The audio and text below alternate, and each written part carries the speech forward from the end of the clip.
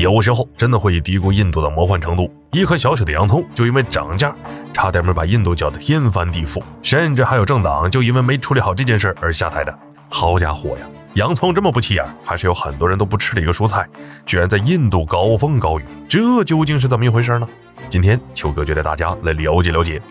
印度为南亚次大陆，与中国、巴基斯坦、不丹、尼泊尔和孟加拉国接壤，国土面积约为298万平方公里，人口约14.2亿人。对于我们来说呢，洋葱只是众多蔬菜的一种，而且还有很多人不喜欢吃。但对印度人来说，洋葱就相当于韩国的泡菜，是每个人的刚需。如果来到印度任意一家餐厅，你也可以找不到其他种类的蔬菜，但绝对不会找不到洋葱，甚至是在它上面的每一道菜里面都有洋葱的存在。比如说咖喱之类的，就是当调味品用，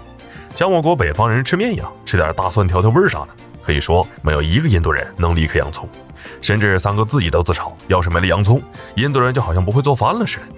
然而这样看似大家都爱吃的东西，一旦变得不可或缺，就很容易出现不可控的局面。为啥？原因看韩国就知道了。泡菜是韩国人的命根子吧？然而制作泡菜的原材料大白菜，却因为它畸形的农业，搞得价格居高不下，别说泡菜了，就连白菜都吃不起。印度也是一样，从上个世纪开始，每隔一段时间，印度就会爆发一场洋葱危机，而原因呢，就是洋葱的暴涨的价格和不断贬值的钞票。小小的洋葱除了能让人流泪之外，还能成为印度政府挥之不去的噩梦，这究竟是为啥？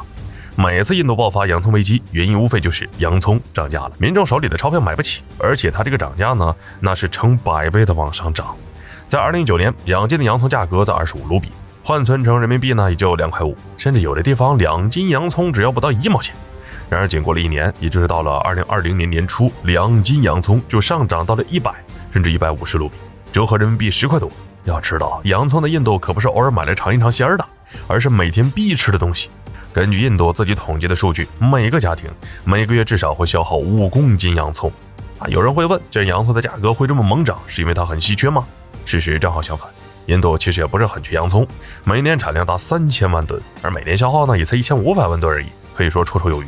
既然多了1倍有余，那为啥价格会这么涨呢？原因很简单，因为对印度来说，与其把洋葱低价卖给国民，还不如高价出口，给国家多赚点外汇回来呢。以至于看着产量是多得很，实际上也就是刚满足国民对洋葱的需求，甚至有时候因为绝大半呢都被出口出去了，连满足都满足不了。看到这种情况，印度政府也只能一边旁观，毕竟想赚国家外汇，不靠农业难道要靠工业吗？当然他们也尝试过禁止洋葱出口，但无一例外，每次情况好点了，洋葱的价格呢该涨还是夸夸再涨。其实不只是洋葱，印度很多农业产品都是这个情况。洋葱对印度人很重要，可以说是无可替代，不像我们可以吃别的代替呗，但印度就不行，所以每次洋葱涨价都会引发一场危机，甚至还有政党会因此而被民众赶下台。在1980年，印度就发生了一场危机，而印度铁娘子英迪拉就借着这个机会，在选举时把一串洋葱挂在自己的脖子上，还表示不能稳定洋葱价格的政党没资格执政，立马就博得了印度人的好感，而他也顺利的上台。说实话，洋葱问题在印度呢已经算是一个政治问题，关乎国家粮食安全。很多人笑称印度说有14亿人，实际只有1人，因为只有高种姓的才算人，其他的都是牛马。牛马吃不吃得上饭重要吗？当然不重要。对他们而言，重要的是怎么靠这些粮食赚钱。印度是个很矛盾的国家，一边说着民主，另一边呢骨子里还在延续种姓制度。这边说经济发展的多好，另一边又在掩盖国内的黑暗。一旦被揭穿，就在那疯狂的否认。所以呢，在面对国民吃不上洋葱，因为洋葱怨声载道的时候，印度也只会掩饰问题，而不会去解决问题，以至于一个小小的洋葱甚至会引发印度经济的山崩海啸。有数据统计，每当洋葱经济起飞一次，印度的经济增速就会往下掉一小点。